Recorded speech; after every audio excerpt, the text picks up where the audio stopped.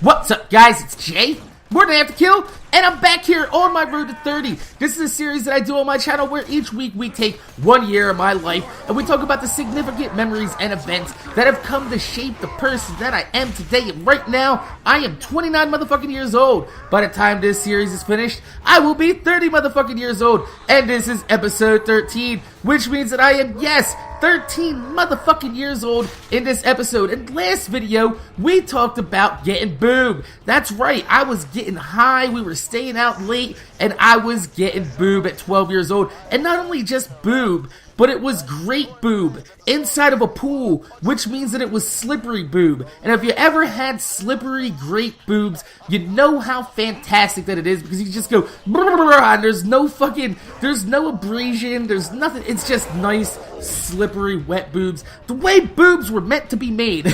So anyway, things are going pretty decent in my life. I'm having fun. I got a lot of friends. We're just chilling, smoking weed, listening to music. And every time something in my life seems to be going pretty good and the status quo has no danger of being messed with at all, well, here comes life around the corner, ready to kick me right in the tip of my dick. Ow! Ow, that fucking hurts. But yes, that's how my life goes. Every time something's going pretty good, life comes by and reminds me that sometimes life can suck. And this year, I'm gonna deal with my first really close death of in my family, and it's gonna be my aunt. Now, let me talk about my aunt real quick. My aunt was the type of person that she would literally give you the shirt off her back. She would stop everything she was doing to help you. Now, she had a little bit of a problem. My aunt liked to get it in. My aunt loved to get fucked up. She would always have a glass of iced tea, kind of like Sai from Duck Dynasty, except her iced tea was filled mostly with vodka. And my aunt just, she had a pretty rough life, and, you know, she liked to get it in. And this is pretty much the end of her life, and she was the one person in my family that was always kind of there for me. Like, my mom would drop me off at her house, she would watch me. She's the one that actually taught me how to draw and do a little bit of like artistic shading and things like that. And these are all skills that come back to help me when I do YouTube. Now when I'm doing, like, you know, graphic designing and things like that, making thumbnails, you know, things that she taught me of how to, like, you know, make 3D rudimentary shapes and shit like that. It has come to help me. So she's played a really big part in my life. And, you know, it was summer of 1995, and we were over at her house, and she used to have these huge blowout barbecues. I'm talking about, she had, like, the grill going, there was, like, a horseshoe pit, quate pit. If you don't know what quates is pretty much the Jersey rendition of fucking horseshoes, except instead of horseshoes, they're just round fucking metal discs. She tossed at a goddamn stake in the ground. Yes! She had that. She had a pool. My aunt did really well for herself. Like, coming from my family, she's like the one person that actually had her shit together. And, you know, she had a little bit of a problem. But we're going to talk about that in just a few minutes, because it's at one of these barbecues this year that I am going to meet a girl that's actually going to be my first love. And I fell in love with this girl from the first time I ever laid eyes on her. And we're at this barbecue, and we're swimming around, having a good time. And I was a little bit bigger than everybody there, because I'm always like, you know, me and my brother were kind of like taller than everybody else, except my brother's fucking huge. My brother right now is like 6'5", 6 foot. He's a really big motherfucker, and I'm probably like a little bit behind him. But at this point, you know, what is I, 13? I'm probably like 5'8", 5'9" right now. So I'm pretty much bigger than a lot of the other kids, and we're just having fun in the pool. And, you know, I'm tossing my cousin around, tossing her friend around, and it's just a little bit of fun. We're having some good, honest fun. But this girl that I meet at this party, I don't know what it is about her, but I couldn't get her face out of my mind. And I'm going to reconnect with her later on this year. So, you know, pretty much the summer ends and school starts and everything's going normal. You know, I'm in 8th grade now. Christ, 8th grade. That's actually pretty funny, because this is the year that this is the last time that I go to school on a regular basis. This is the last year that I go to school on a regular basis. So, it's September, school's starting, and right at the end of the month, my aunt she dies from an overdose. That's right. Yeah, it's sad. It really is. My aunt was, she was shooting up what's considered a speedball, which was pretty much heroin and cocaine mixed together. I'm pretty sure that's what it is. And she shot up. And I guess there's she wasn't very used to shooting up, I guess, at this point. Like, this probably must have been one of her first times ever shooting. Because instead of shooting up the heroin, she shot a huge air ball into her veins. And she exploded her heart. And I remember that night, too. Because my mom was going down Atlantic City that night to go hang out with her friends and shit. And I was staying at my other aunt's house. It was me and actually, no, my brother wasn't there. My brother wasn't living with us at the time. But he was at the picnics, though. But he wasn't there. It was just me and my other cousin, my cousin Joe. And we were just hanging out. It was like 12 midnight. And my mom comes rushing through the door. And she's supposed to be down in Atlantic City. So, like, you know, my aunt was already sleeping. Me and my cousin were up because that's what we did. We stayed up fucking, like, all night long whenever I stayed over his house and shit. And we had a good time watching movies and listening to fucking, you know, music and shit like that. And my mom comes through the door with this look on her face.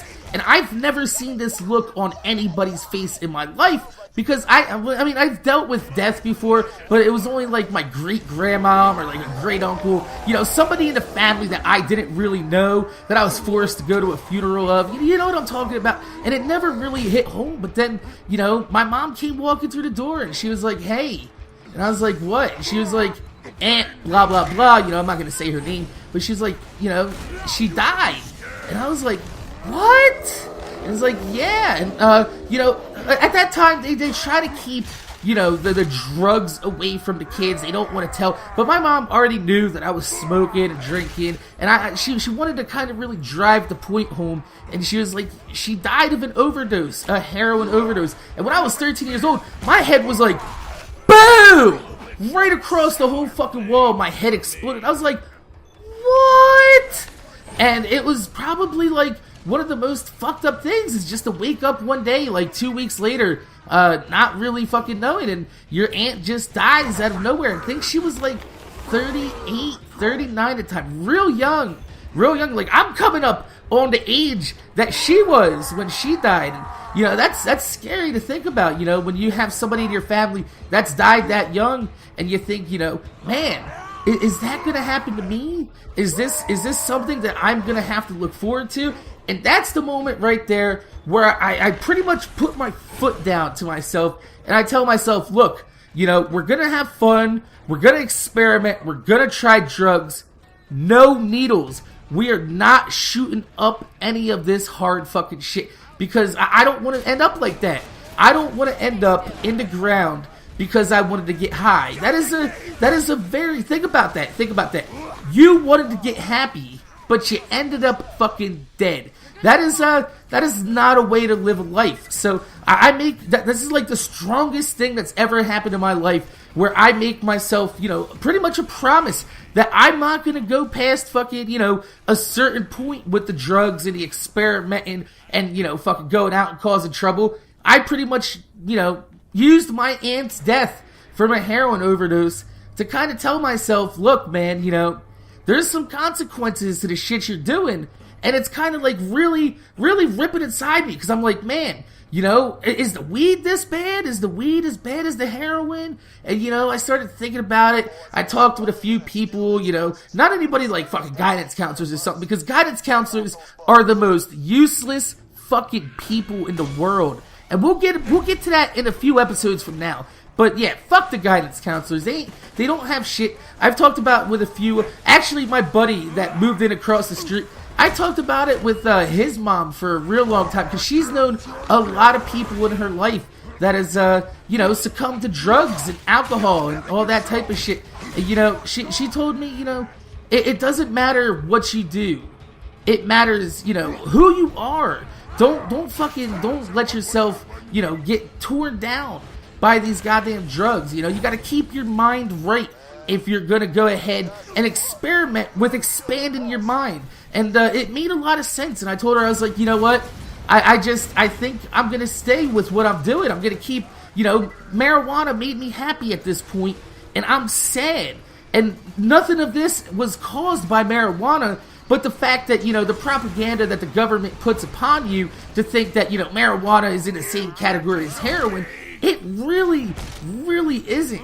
And I want to thank my friend's mom for really putting that into perspective, because she's actually been there more for me than my mother has ever been. And this is the point to where not only did I lose my aunt, who was like pretty much the only person in my family besides my other aunt who actually loved me like their own, but now that my friends that moved in across the street, now that I'm getting closer with them and I'm talking with his mom and everything, I start calling my friend's mom at this point, because she's been there more for me than my mother has ever been.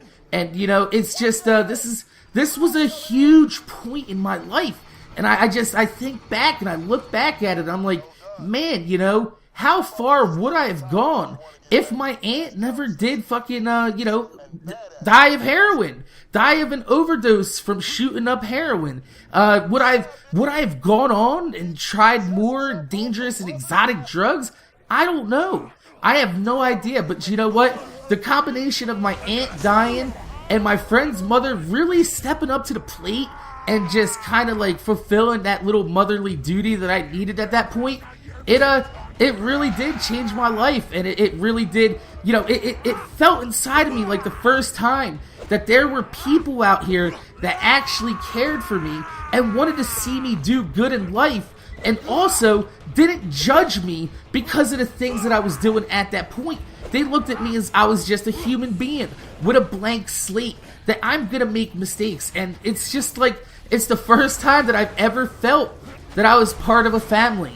And I want to thank them for that. I really do. But it was actually a really confusing time for me, because not only did I have my first death to deal with, but also I have the picture of this girl in my head that I met from the last time I seen my aunt alive, and I am absolutely infatuated with this girl. Like, I can't get her out of my head. I'm eventually going to get her out of my head later on in the year, but then I'm going to run into her later on in the summer at a barbecue with my cousin where my aunt used to live, hanging out, chilling and everything. And I'm going to reconnect with her. And that's where we're going to pick up the next episode. But, this is pretty much where my 13th year is gone. I mean, the rest of the year was pretty much, pretty shitty in school. I mean, one of the friends that I went to school with, he killed himself 3 months after my aunt did. I was inside of school when that happened. They announced it to the whole student body. I actually broke down there. He wasn't the best friend. But we were pretty cool. We've talked a few times. He rode on the bus that I rode on to school. We, used to hang out at the bus stop and shit like that. But, when I was in school, it just reminded me of my aunt and some of the pent-up frustrations and everything. And I broke down in school. I just left, I had tears coming out of my eyes. And I was just like, man, I don't like school. I was like, this is pretty much it for me. And I mean, the end of the 8th grade year ended with the 8th grade dance. And I ended up, I got dressed up. I put on a nice little fucking white shirt. I had a tie on. I had my black khakis, my nice little dress-up moccasins. Really, really looking fresh, clean, really feeling good about myself. And I went into the 8th grade dance. I danced with a couple girls. We had a good time, and that's pretty much it for my school career. That's where I went out with a bang. I was like, you know what? This is going to be the last year that I'm really going to deal with any of this, because one of my friends is going to move into the neighborhood. I'm going to start high school next year, and we're going to stumble upon one of the craziest things you've ever found out in your fucking entire school career that's going to allow us to not go to school, but also not get in trouble with it. I'm absolutely 100% serious about it. But, bringing it back to the girl, man, I don't know what it is about her. To this day, this girl still holds a place in my heart. I'd give her the shirt off my back, man. And I'm wondering, looking back now, did any of my feelings for my aunt dying and meeting her at the last place that I seen my aunt alive, was there any type of a transference there? Maybe the fact that I was completely infatuated with this girl has something to do with the fact that she was there the last time that my aunt was alive. But I don't really think so, because I was already infatuated with her before my aunt died, but you know, we were pretty much too young to do anything about it. But I'm gonna meet up with her later on next year at another barbecue at my aunt's house, which is now gonna be my ex-uncle's house, because, you know, he was uncle, married to my aunt. But, you know, we're not even gonna go into that. But, that's pretty much it for this episode, man. I mean, it's a pretty hard episode for me to get through. I wish there was more, like, really cool things to add to this episode, but it was just a really shitty year. And it was a real big year where I just pretty much figured out, you know, this is not something I want to do. I don't want to go to school anymore. I don't want to deal with these people anymore. And I'm actually, you know, I feel like I have a family with the people that moved in across the street that we talked about last episode. So, my name is Jay. MorninAfterKill. Make sure you guys rate, comment, subscribe. I want to thank you guys for watching. If you could throw a thumbs up on this video, I would highly appreciate it, because it gives me motivation to make more videos for you motherfuckers that are watching my videos. So, like I said, thanks for watching, and I'm gonna see you guys later.